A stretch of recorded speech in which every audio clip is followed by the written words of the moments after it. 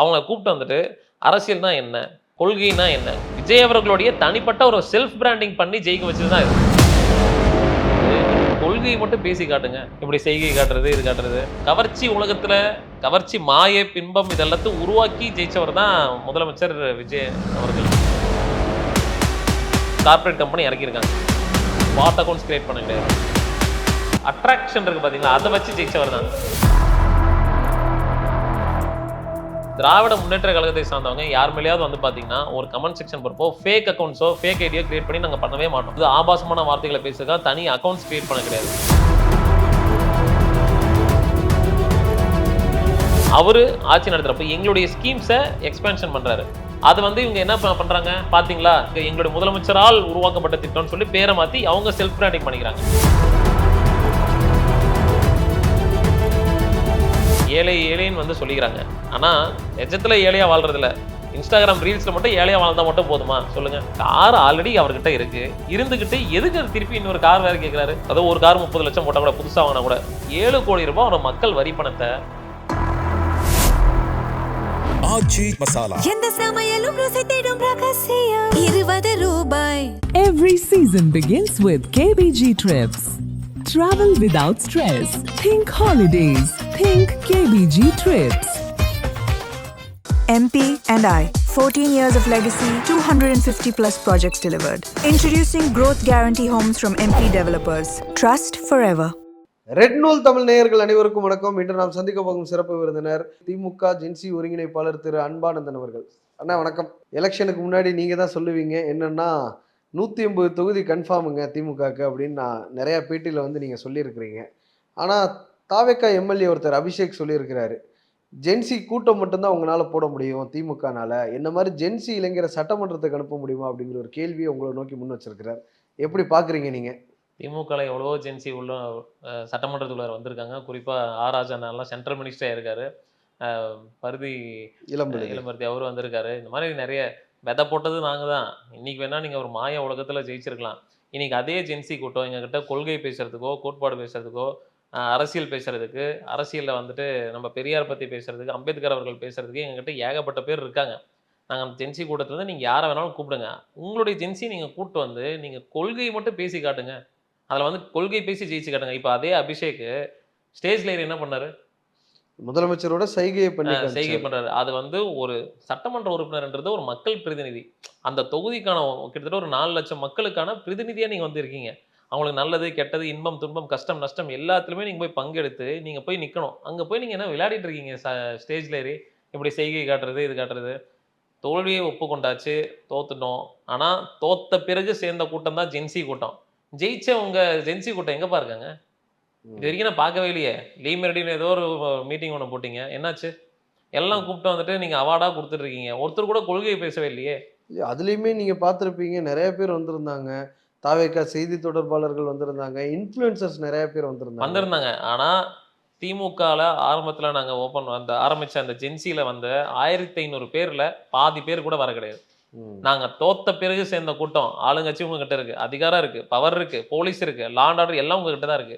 உங்களால கூட்டத்தை கூட கூட்ட முடியாம நீங்க போய் ஒரு ஹோட்டல்ல வந்துட்டு, அதுவும் லைக் பெரெட்டு ஏதோ 800 ரூபாய் அந்த அளவுக்கு வந்து ஸ்பான்சர் எல்லாம் பண்ணிருக்காங்கன்னு கேள்விப்பட்டேன். நீங்க தான் காசு கொடுத்து கூட்டத்தை கூட்டுறீங்கன்னு அவங்க தரப்புல இருந்து முன் வைப்பாங்க. அது நான் ஆல்ரெடி நம்ம அமைச்சர் ஆதவர்ஜன் அவர்களுக்கும் இவர் ஆர்எஸ்எஸ்ல இருந்து வந்தாரு ஒருத்தர், ஒரு பேர் அவ்வளவு தனிப்பட்ட முறையில விமர்சனம். அவரு தனிப்பட்ட முறையில விமர்சனம் பண்ணலீங்களா? எவ்வளவு தனிப்பட்ட முறையில விமர்சனம் பண்றாங்க. அப்பாவா காரணம் இப்படி எல்லாம் பேசுறப்போ நாங்க அமைச்சரை சொல்றப்பே அவங்களுக்கு அவ்வளவு வலிக்குது. நிர்மல்குமார் அவர்கள் கூட தான் வந்து எங்களை வந்து 200-300 ரூபான்றாங்க, 1500 ரூபான்றாங்க. நான் ஆல்ரெடி அது ஒரே ஒரு இடத்துல சின்ன எவிடன்ஸை நீங்க காட்டுங்க. 1500 ரூபாய், அதுவும் அவங்க ஆளுங்களை அமுச்சுட்டு இருந்தாங்க, அம்சா மாதிரி அமுச்சுட்டு இருந்தாங்க. அந்த 1500 ரூபாய் காட்ட சொல்லுங்க, நாங்க கொடுத்தோன்னு ஒரு ப்ரூஃப், ஒரு வீடியோ தானே நாங்க கேட்குறோம்.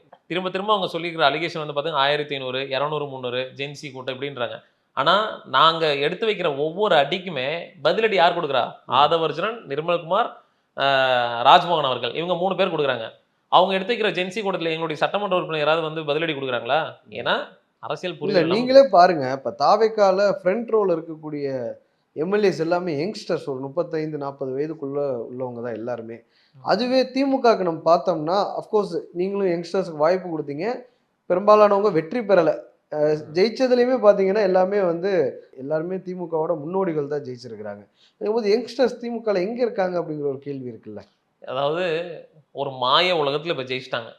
இப்போ வந்து யங்ஸ்டர்ஸ் வந்து இப்ப நீங்க சொல்லுங்க, அபிஷேக் நிக்க வச்சு அபிஷேக்காக விழுந்த ஓட்டா? இல்ல அபிஷேக் கூட விட்டுருங்க, செங்கோட்டையன் அவர்கள் செங்கோட்டையனுக்காக விழுந்த கூட்டம், தன்னெழுச்சியா அவருக்கு தனிப்பட்ட முறையில் விழுந்த கூட்டமா? ஏதோ ஒரு மாய உலகத்தை கவர்ச்சியின் அடிப்படையில விஜய் அப்படின்ற ஒரே ஒரு ஒற்றை ஆட்சி ஆளுக்காக அமைச்சதுக்கு அப்புறமே இன்னும் நம்ம கவர்ச்சின்னு தான் அவர் தானே பேசிட்டு சொன்னாரு, நாங்க என்ன அப்படின்னு போட்டு இல்ல fill பண்ணி- அதை அவர் எதிர்க்கிறாரு நீங்க சொல்றத. அவரு தானே சொல்றாரு. அவரே தானே டேஷ் போட்டு ஃபில் பண்ணிக்க சொன்னாரு. அப்ப நம்ம முதலமைச்சர் என்ன சொல்றாரு அதை தானே நம்ம வந்து அது நாட்டில் இருக்கிறவங்க வந்து ஃபில் பண்ணிக்கணும். அவர் சொன்னதை தான் நான் சொல்றேன். நீங்க தான் டேஷ் போட்டீங்க, நான் ஃபில் பண்ணிக்கிறேன். அப்படி இருக்கிறப்போ அந்த கவர்ச்சி உலகத்துல கவர்ச்சி மாயை பின்பம் இதெல்லாத்தையும் உருவாக்கி ஜெயிச்சவர் தான் முதலமைச்சர் விஜய் அவர்கள். ஆனா எங்களுக்கு அப்படி கிடையாது இல்ல. காலகாலமா அந்த கொள்கை கோட்பாடோட இருக்கிற கலைஞர் அவர்கள், ஸ்டாலின் சாருடைய நலத்திட்ட உதவிகள் அப்படிதான் நாங்க வந்து இப்ப வரைக்கும் நாங்க அரசியல இப்ப கலக்கல. நீங்களே பாருங்க, கலைஞர் அவர்கள் 33 வயசுல சட்டமன்றத்துக்கு போறார். அண்ணாவுடைய கேபினெட்ல வந்து கலைஞர் மாதிரி நெடுஞ்செழியன் மாதிரி நிறைய யங்ஸ்டர்ஸ் இருந்தாங்க 67ல. அதுவே நீங்க கலைஞர் அவர்கள் முதலமைச்சர் ஆனதுக்கு அப்புறம் நேரு, பொன்முடி, எம்ஆர்கே பன்னீர்செல்வம், ஐ பெரியசாமி இந்த மாதிரி ஒரு யங்ஸ்டர்ஸ் இருந்தாங்க. பரிதி வில்லமலதி, தங்கம் தென்னரசு மாதிரி. அதுவே ஸ்டாலின் அவர்கள் கேபினெட்ல வந்து யங்ஸ்டர்ஸ் எங்கன்னு தேட வேண்டியதா இருக்குன்னு சொல்றாங்கல்ல. அந்த அரசியல் புரிதல் எங்களுக்கு இப்போ ஏதோ ஒரு விதத்துல நம்மளுமே தப்பு பண்ணிருக்கோமோ அப்படி அப்படின்னு கிடையாதுங்க. அதாவது நாங்க ஃபர்ஸ்ட் அரசியல் படுத்திக்கணும். நம்ம இப்போ நமக்கு அரசியல்ல வந்து நம்ம முழுமையா கொள்கை ரீதியாகவும் சரி இல்ல மக்கள் ரீதியாகவும் நம்ம வந்து புரிஞ்சுக்கணும். ஃபர்ஸ்ட் ஆஃப் ஆல் இப்போ அத்தனை பேர் வந்து யங்ஸ்டர்ஸ் வந்து சட்டமன்ற உறுப்பினராக இருக்கின்றாங்க. அவங்கள கூப்பிட்டு வந்துட்டு அரசியல் தான் என்ன, கொள்கைனா என்ன, கோட்பாடுன்னு என்ன, ஏன் சரி அவ்வளோ பேசுறாங்களே வாய்ப்பையும் தர மாட்டேறீங்க. அவங்க சிங்கானூர் பக்கத்துல ஒரு ஜோஷிக்காரங்க ஒருத்தர் வந்து ஜெயிச்சாங்களே, அவங்க பேர் என்னங்க, கவுண்டம்பாளையம் எம்எல்ஏ கனிமொழி கனிமொழி. அவங்கள எந்திரிச்சு பேச சொல்லுங்க. இல்ல பேசுனாங்களே. என்ன ஒரு ஸ்டேஜ் பேசினவங்க மக்கள் பிரச்சனையை பத்தி என்ன பேசினாங்க? முதலமைச்சரை புகழ் பாடுறது நான் கூட பாடுவேன். இப்ப நான் கூட உதயநாவை பத்தி புகழ் பாடுறதே இருப்பேன். ஆனா 100 மக்கள் நாள் பிரச்சனை ரிப்போர்ட் பேசணும். கார்டுன்னு கொடுத்திருக்காங்கல்ல அவங்க. எதுங்க 100 நாள் ரிப்போர்ட் கார்டுன்னு கொடுத்திருக்காங்க. என்ன கொடுத்திருக்காங்க சொல்லுங்க. இது வரைக்கும் வெளியில வந்து மக்கள் மத்தியில வந்து சொல்லியிருக்காங்களா? பொதுக்கூட்டம் நடத்திருக்காங்களா? அவங்களுடைய வந்து இத்தனை நான் 100 நாள் வந்து திமுக அதுவே தேவையில்லைன்னு அவங்க நினைக்கிறாங்க. எப்படிங்க தேவையில்ல? அதாவது அது பழைய ஓல்டு ஸ்டைல்னு நினைக்கிறாங்க அவங்க. அமைச்சர் புஷி ஆனந்தே சொல்றாரு, 4 நாள் தான் நான் தொகுதிக்கு பிரச்சாரத்துக்கு போனேன், பெருவாரியான வாக்குகள் வித்தியாசத்துல என்னை ஜெயிக்க வச்சிருக்கிறாருன்னு சொல்றாங்க. நீங்களே யோசிச்சு பாருங்க. புஷி ஆனந்த் அவர்கள் வந்து பாண்டிச்சேரியில 2 எலெக்ஷன் தோத்தாரு. ஃபர்ஸ்ட் எலெக்ஷன் தோத்தாரு, 2வது எலெக்ஷன் தோத்தாரு, 3வது எலெக்ஷன்ல வெறும் சொற்சை வாக்குல வந்து ஜெயிச்சாரு. 1000 ஓட்டுக்குள்ளே புஷி ஆனந்தோட தனிப்பட்ட செல்வாக்கு இவ்வளவுதான். 3வது எலெக்ஷன்ல ஜெயிச்சாரு. மாய உலகம் இது நீங்க நல்லா புரிஞ்சுக்கணும். விஜய் அவர்களுடைய ஒற்றை தலைமையில மாய உலகத்துல அந்த இன்ஸ்டாகிராம் சோசியல் மீடியால வந்துட்டு ஒரு பிம்பத்தை உருவாக்கி இருக்காங்க. வாய்ஸ் ஆஃப் காமன் இறக்கியிருக்காங்க. நார்த் இந்தியால இருந்து பிரசாந்த் கிஷோர் இறக்கி. இந்த 3 கம்பெனியுமே சேர்ந்து வெறும் அந்த பர்சனல் அந்த அட்ராக்ஷன் இருக்கு பாத்தீங்களா, அதை வச்சு ஜெயிச்சவர் தான். சோசியல் மீடியாவை மிகப்பெரிய ஒரு ஆயுதமா அவங்க பயன்படுத்தி இருக்காங்க. என்னால புரிஞ்சுக்க முடியுது. திமுகவும் ஐடி விங்ல ஸ்ட்ராங்கான ஒரு கட்சி தான். உளவுத்துறை உங்ககிட்ட ஆட்சியில இருக்கும்போது இருந்தது. இது போக நிறைய ஸ்ட்ராட்டஜிக் நிறுவனம் உங்ககிட்ட இருந்தாங்க. ராபின் சர்மா டீம் இருந்தது, ஐபேக் இருந்தது, இது போக வந்து பென் டீம் இருந்தது. அவங்க யாருமே உங்களுக்கு அப்ப கரெக்டான ரிப்போர்ட்டை கொடுக்கலையோ? என்னன்னா நாங்க எல்லாமே கரெக்டான ரிப்போர்ட் வச்சிருந்தோம். இப்போ அவங்க கிட்ட அப்படி கிடையாது. இப்போ நாங்க வந்து பாட் அக்கௌண்ட்ஸ் கிரியேட் பண்ண கிடையாது. அதாவது ஆபாசமான வார்த்தைகளை பேசுறதுக்காக தனி அக்கௌண்ட்ஸ் கிரியேட் பண்ண கிடையாது. ஃபாரின்ல அதாவது இன்ஸ்டாகிராமுக்குன்னு வந்து அக்கௌண்ட் பிளாக் பண்ணாமல் இருக்கிறது, ஃபாரின்ல வந்துட்டு ஒரு நிறுவனத்தை நடத்தி அங்கிருந்து வந்து கமெண்ட் செக்ஷனோ இன்ஸ்டாகிராம் பாட் அக்கௌண்ட்ஸோ வந்து நாங்கள் கிரியேட் பண்ண கிடையாது. நாங்கள் பண்ணது எல்லாமே நேர்மையான அரசியல் மட்டும்தான். நாங்கள் திராவிட முன்னேற்ற கழகத்தை சார்ந்தவங்க யார் மேலேயாவது வந்து பார்த்தீங்கன்னா ஒரு கமெண்ட் செக்ஷன் போகிறப்போ ஃபேக் அக்கௌண்ட்ஸோ ஃபேக் ஐடியோ கிரியேட் பண்ணி நாங்கள் பண்ணவே மாட்டோம். ஆனால் எவ்வளோ நான் ஒரு போஸ்ட் ஒன்று சாதாரணமாக போடுறேன், என்னுடைய அக்கௌண்ட்டை போய் செக் பண்ணி பாருங்கள். அதில் எவ்வளோ வந்துட்டு ஆபாசமான வார்த்தையில் பேசக்கூடிய பாட் அக்கௌண்ட்ஸ் இருக்குது. இது எல்லாமே யார் கிரியேட் பண்ணுது? இது எல்லாம் அதெல்லாம் ஓகேங்க. நாங்கள் எந்த ஒரு டேஷ்போர்டுமே யூட்டிலைஸ் பண்ணி ஒரு டேஷ்போர்டில் வந்து பார்த்தீங்கன்னா ஒரு 10 எடுத்துருவாங்க. ஃபார் எக்ஸாம்பிள் இந்த ஸ்போர்ட்ஸ் டெவலப்மெண்ட்டில் இருக்கிறவங்க, ஃபிட்னஸில் இருக்கிறவங்க, ஆக்டர்ஸாக இருக்கிறவங்க, அப்புறம் உமன்ஸ் பிரைடல் ஸ்டுடியோ இந்த மாதிரி வச்சுருக்கோம். ஒரு இதுலேயும் 10 இன்ஃப்ளூயன்சர்ஸை பிடிச்சி அவங்க வந்து ஒரு திமுக மேலே ஒரு அலிகேஷன் வச்சுருக்காங்க. நீங்கள் சொல்லுங்கள், திமுக மேலே ஆன்டி இன்கியூபன்சி கிரியேட் ஆனே தோல்வி அடைஞ்ச திமுக கிடையாது. இது முழுக்க விஜய் அவர்களுடைய தனிப்பட்ட ஒரு செல்ஃப் பிராண்டிங் பண்ணி ஜெயிக்க வச்சது தான் இது. ஏன்னா நாங்க அவ்வளவு ஸ்கீம்ஸ் கொடுத்துருக்கோம். ஸ்கீம்ஸை பத்தி யாரும் நம்மளுமே வந்து விளம்பரத்துக்குலாம் நிறைய செலவு பண்ணோம். நீங்களும் பார்த்துருப்பீங்க, யூடியூப் எடுத்தாலே ஸ்டாலின் அவர்களுடைய விளம்பரம்லாம், முன்னாள் முதலமைச்சரோட விளம்பரம்லாம் வந்துட்டு தான் இருந்தது. ஆனா அவங்களோட நம்ம ஈடு செய்ய முடியலையோ? அது ஆர்கானிக்கா அவர் இயல்பாவே ஒரு நடிகராக இருக்கிறாரு. ரொம்ப வருஷமா அவரே சொல்றாருல, எல்லார் வீட்டுக்குள்ளேயும் போனதுக்கு அப்புறம் தான் நான் கட்சி ஆரம்பிச்சேன்னு. அவருக்கு அது இயல்பாவே ஆர்கானிக்காவே வந்துருதோ சோஷியல் மீடியால ஒரு சிம்பிள் லாஜிக்ங்க. இப்போ விஜய் அவர்கள் வந்துட்டு படத்துல நடிச்சிருக்காரு, டான்ஸ் ஆடுறாரு, குழந்தைங்களை பிடிச்சிட்டாரு. நாங்க வந்து களத்துல இருக்கோம். நான் முதல்வன் திட்டம், தமிழ் புலவன் திட்டம், தோழி வெடி திட்டம், இன்னுயிர் காக்கும் 48 இந்த மாதிரிலாம் ஏகப்பட்ட திட்டங்கள் கொடுக்குறோம். அந்த திட்டங்களுக்கு வந்துட்டு நாங்க பிராண்டிங் பண்றதுக்கு எந்த ஒரு இதுவுமே நாங்க வந்து பயன்படுத்தல. இப்போ வந்து விஜய் அவர்கள் வந்துட்டு ஆட்சி நடத்துறாரு. உதாரணத்துக்கு சொல்றேன். அவரு ஆட்சி நடத்துறப்ப எங்களுடைய ஸ்கீம்ஸை எக்ஸ்பேன்ஷன் பண்றாரு. ம். அது வந்து இவங்க என்ன பண்றாங்க பாத்தீங்களா, எங்களுடைய முதலமைச்சரால் உருவாக்கப்பட்ட திட்டம்னு சொல்லி பேரை மாத்தி அவங்க செல்ஃப் பிராண்டிங் பண்ணிக்கிறாங்க.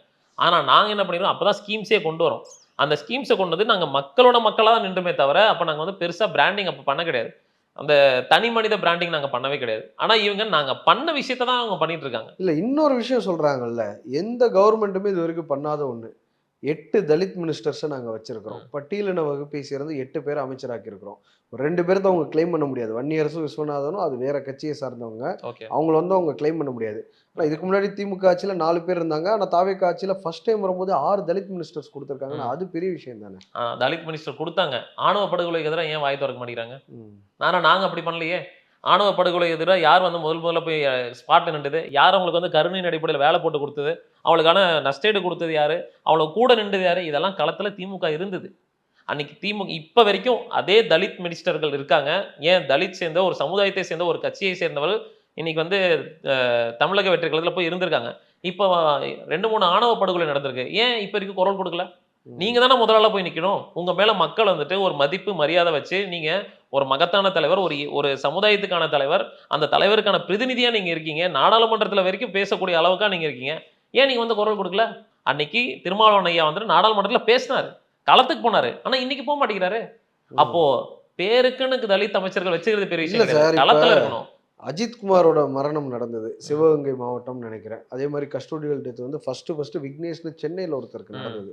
ஒரு 25-26 கஸ்டோடியல் டெத்து நடந்திருக்கும். இப்போவுமே வந்து தலித் இயக்கத்தை சார்ந்தவர்கள் அவங்கெல்லாம் என்ன சொல்றாங்கன்னா, செயற்பாட்டாளர்கள் என்ன சொல்றாங்கன்னா, 6 கஸ்டோடியல் டெத்து இந்த 3 மாசத்துல நடந்திருக்கு அப்படிங்கிற ஒரு குற்றச்சாட்டை முன்வைக்கிறாங்க. திமுக வீரியமா செயல்பட்டு இருக்கணும்ல அந்த இடத்துல. ஏங்க, அதாவது நம்ம இப்போ இன்ஸ்டாகிராமில் எடுத்துக்கோங்க, சோஷியல் மீடியா எடுத்துக்கோங்க, மீடியா எடுத்துக்கோங்க. எங்களால முடிஞ்ச வரைக்கும் நாங்கள் எல்லாமே பண்ணிட்டோம். நாங்கள் வந்து எதிர்ப்பு தெரிவிக்கிறோம், ஒன்னொன்றுத்துக்கும் நேரில் போகிறோம். எந்த மீடியா சேனலுமே ஏன் அதை ஹைலைட் பண்ண மாட்டேங்கிறாங்க? எனக்கு அதுதான் கேள்வி. நீங்கள் மீடியா சேனல் வச்சு நீங்கள் ஹைலைட் ஏன் மீடியா சேனல் வந்து ஹைலைட் பண்ண மாட்டேங்கிறாங்க? மொத்த மீடியா சேனலுமே வந்து அறம் சார்ந்து இல்லாமல் ஒருதலைபட்சமாக வந்து செயல்படுற இல்ல மாதிரி சார், தான் இருக்கு. இப்படித்தான் தாவேகா எதிர்க்கட்சியா இருக்கும்போது அவங்க கட்சி ஆரம்பிச்சு பிரச்சாரத்துக்கு போகும்போது பாருங்க திமுக ஆதரவு சேனலா இருக்குன்னு சொல்லுவாங்க. இல்ல, நீங்க அதே நான் மாதிரி அதே வந்து மீடியா வேற மாதிரி சேனல்ல சொல்றீங்க. மீடியாவே நீங்க எடுத்துக்கோங்க. திமுகவோட ஆட்சியில் அஜித்தோட மரணம் நடந்தது இல்லைங்களா? அது வந்து ஆணவ படுகொலை எதிராக நடந்தது. எவ்வளோ பெரிய சென்சேஷனல் ஆகினாங்க. ம். மீடியா சேனல் தான். ஆனால் மீடியாவுக்கு நாங்கள் எந்த ஒரு ரெஸ்ட்ரிக்ஷன்ஸும் போட கிடையாது. நாங்கள் இப்போ ஆட்சியில் அதிகாரத்தில் தான் இருந்தோம். அப்படி இருக்கிற அதே மீடியா சேனல் இன்னைக்கு வந்து தமிழக வெற்றி கழகம் இருக்காங்க. நீங்க ஏன் வந்துட்டு அது ஒருதலை பட்சமா ஒரே சைடா ஒன் சைடா இருக்கிற மாதிரி நீங்க வந்து காட்டுகிறீங்க? நீங்க அதை ஹைலைட் பண்ண வேண்டியது யாரோட மீடியாவோட பொறுப்பும் தானே. எதிர்க்கட்சியில் இருக்கிற எங்களுடைய பொறுப்பு இருக்கு. நாங்க வந்து வெளிப்படுத்துறோம், எங்களுடைய கருத்துக்கள் தெரிவிக்கிறோம். அதுக்கு எதிராக எங்களுடைய கட்சியில் இருக்கக்கூடிய எல்லா உறுப்பினரும் எதிர்ப்பு தெரிவிக்கிறாங்க. ஏன் மீடியா சேனல் வந்து ஹைலைட் பண்ணும்ல? உங்களுடைய பொறுப்பும் தானே. மீடியான்றது என்னது? எல்லாருக்குமானது. உண்மை செய்திகள் வெளியே வர்றதை போட்டுட்டு தானே இருக்கிறாங்க. இல்லையே, வரவே இல்லைங்களே இந்த இதெல்லாம். இப்போ தமிழக வெற்றிகளது ஆட்சியில விஜய் அவர்கள் வாயை கூட திறக்கல. ஆணவ படுகொலைக்கு எதிராக ஒரு தனி சட்டத்தை நிறைவேற்றல. ஆனா நாங்க பண்ணோம். தனி சட்டத்தை கூட கமிட்டி நிறைவேற்றோம். போட்டீங்க. எதுலங்க? கமிட்டி போட்டீங்க. ஆமா, கமிட்டி போட்டோம். சட்டமன்றத்துல இது சம்பந்தமா விவாதம் பண்ணோம். அதுக்கு தனியா வந்துட்டு ஒரு குழு அமைச்சிருந்தாங்க. இவ்வளவு தூரம் பண்ணிருக்கும்ல, நீங்க ஏன் பண்ண மாட்டேங்கிறீங்க? இன்னைக்கு வந்து அந்த குழு வந்து இன்னும் கொஞ்சம் டைம் வேணும்னு கேக்குது இல்ல. தாவேக்காவா? இல்ல, நீங்க வந்து கேஎன் பாஷா தலைமையில ஒரு கமிட்டி போட்டீங்க. அந்த கமிஷனே வந்து இன்னும் கொஞ்சம் டைம் எக்ஸ்டெண்ட் பண்ணணும். சரி, எல்லா நீங்க தரப்பு இப்போ கருத்தை சட்டமன்றத்துல நீங்க கேட்கணும்னு நீங்க ஆட்சியில இருக்கீங்களா? நீங்க பண்ணுங்க. சட்டமன்றத்துக்குள்ள உட்காந்து ஒரு முதலமைச்சர் நினைச்சா என்ன வேணாலும் பண்ணலாம். சட்டத்தை கொண்டு வரலாம். இல்ல நீங்க வந்து அதுக்கு ஒரு தீர்மானத்தை நிறைவேற்றலாம். கவன ஈர்ப்பு தீர்மானத்தை கொண்டு வரலாம். என்ன வேணாலும் இப்போ சட்டமன்றத்துல முதலமைச்சர் விஜய் அவர்கள் ஆணவ படுகொலைக்கு எதிராக நான் ஒரு கவன ஈர்ப்பு தீர்மானம் கொண்டு வரேன். ஆதரவு தெரிவிப்பீங்களா? எதிர்கட்சியில மாட்டேன்னு சொன்னா எதிர்கட்சியில் இருக்கிறவங்க இல்ல முடியாது, நாங்க வெளிநடப்பு செய்யறோம்னு சொல்லவா போறாங்க? ஆதரவு தானே கொடுக்க போறீங்க. ஏன் அதை கொண்டு வர மாட்டேங்கிறீங்க? அவங்க இப்பதானே வந்து 100 நாள் தானே ஆச்சு. இன்னையோட 101 நாள். எம்எல்ஏக்கு கார் கொடுக்கறத விட ஆணவ படுகொலை எதிராக பேசுறது தாங்க முக்கியமான விஷயம். அதெல்லாம் வந்து பேசணும் தானே. எம்எல்ஏஸ் தாவேக்கா எம்எல்ஏஸ் யாருமே கார் இல்லைன்னு நினைக்கிறாங்க. ஃபர்ஸ்ட் டைமா வந்திருக்கிறாங்க. எளிய பின்னணியிலேருந்து வந்திருக்காங்க. கார் கொடுத்தா ஒரு நல்ல விஷயமா இருக்கும். தொகுதிக்கு போய் மக்களுக்கு நலப்பணிகள் செய்ய முடியும்னு அவங்க நினைக்கிறாங்க. அந்த பத்திரத்துல பாத்தீங்கன்னா கார் இருக்கிற மாதிரி தானே எல்லாரும் காட்டிட்டு இருக்காங்க. யார் யாரெல்லாம் வந்துட்டு எனக்கு கார் இல்லைன்னு சொன்னாங்களோ அவங்க அந்த எலெக்ஷன் நிக்கிறதுக்கு முன்னாடி அஃபிடவிட்லையா? அஃபிடேவிட்ல வந்து பாத்தீங்கன்னா கார் இருக்குன்ற மாதிரி தான் காட்டுறாங்க. அப்புறம் எதுக்கு இன்னொரு காரு, இன்னொருத்தர் என்னடான்னா ஆடி காரும் அப்புறம் டிஃபெண்டர் கார் முன்னாடி நின்று போட்டோ எடுத்துக்காரு, அவருடைய ஓன் காருன்றாங்க. அதுல வந்து அந்த சட்டமன்றத்துல அதை நிறைவேற்றணுன்னே அவர் ஜாலியா கைத்தட்டி எல்லாம் வந்துட்டு உற்சாகப்படுறாரு. ஏங்க கார் ஆல்ரெடி அவர்கிட்ட இருக்கு, இருந்துகிட்டு எதுக்கு அது திருப்பி இன்னொரு கார் வேற கேட்கிறாரு? கிட்டத்தட்ட 234 சட்டமன்ற தொகுதிக்கு 234 கார். அதுல வந்து 31 அமைச்சர்கள் போயிடுறாங்க. எதிர்க்கட்சியில இருக்கிற ஒருத்தர் எதிர்க்கட்சி தலைவருக்கு கிடையாது. ஆல்ரெடி 35 பேர்னு வச்சுக்கலாம். 35 பேருன்னு வச்சுக்கோங்க. மிச்சம் இருக்கிற கிட்டத்தட்ட ஒரு 199 195 99 வரைக்கும் வச்சுக்கோங்க. கிட்டத்தட்ட வந்து ஒரு 6.5 கோடியிலிருந்து 7 கோடி ரூபாய் செலவாகுது காருக்கு மட்டுமே.